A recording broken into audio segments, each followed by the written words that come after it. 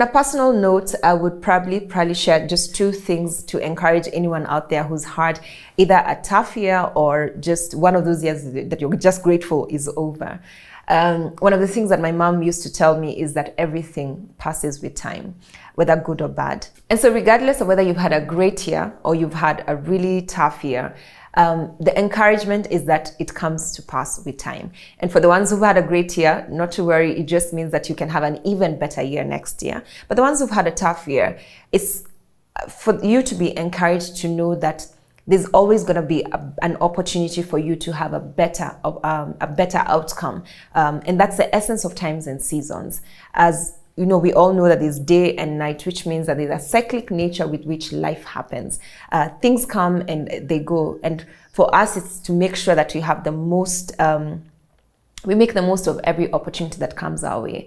And for the young people in particular, I'd like to encourage you that regardless of the process, especially when the ones that are looking for job opportunities and can't get them because of the kind of economic environment we're in and the kind of challenges that have been, just evident in this particular year.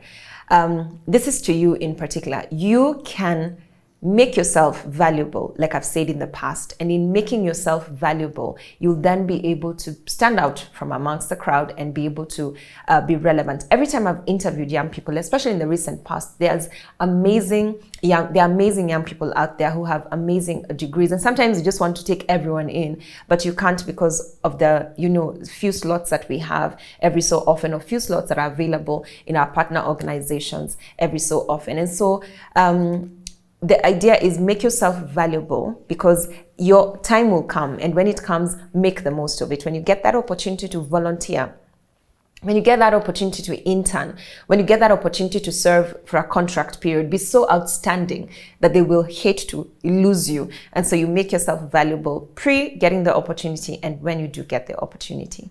The last personal thing that I'd like to share is stretch yourself out of the comfort zone, regardless of where you are. This year for me has been one of those that I have done things that I didn't think I could do before. And not just in terms of the kind of things, but also the number of things. And so sometimes I find that we limit ourselves because we've been told that you can only fit into this description of who you are or what people call you, so you're a doctor, so you remain a doctor. You don't have to remain in the definitions or prescriptions that people give you. You can become anything that you want to become.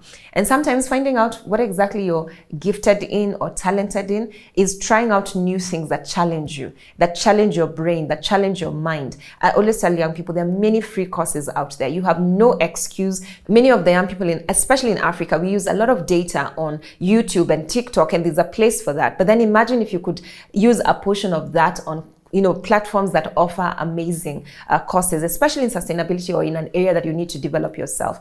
I've mentioned about AI before. It's an emerging area. There are organizations that are offering free courses in AI. AI is definitely going to reduce the need for certain kinds of skill sets. So you want to be able to make yourself relevant. You have no excuse for not having something to do.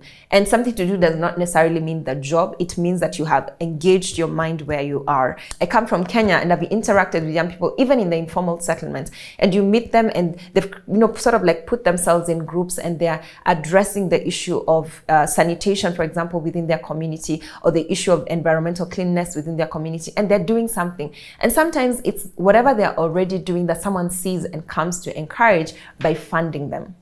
So sometimes you just need to start where you are and do something.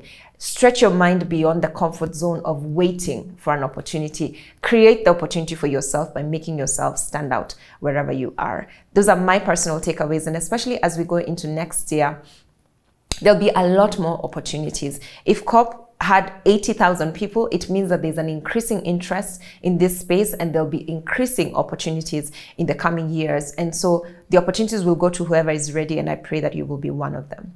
I have enjoyed hanging out with you. I've enjoyed discovering myself in this space of engaging with you on the issue of climate change, and especially in green jobs. We have a lot of exciting projects coming up, lined up for next year, both on the show in terms of how we're going to be engaging with you, but also just as Jacob's Ladder. We are going big and we hope that you come along with us. If you do have comments, questions, just encouragements perhaps, or whatever you want to share with us regarding what this year has been for you, please do share with those comments in the comment section below.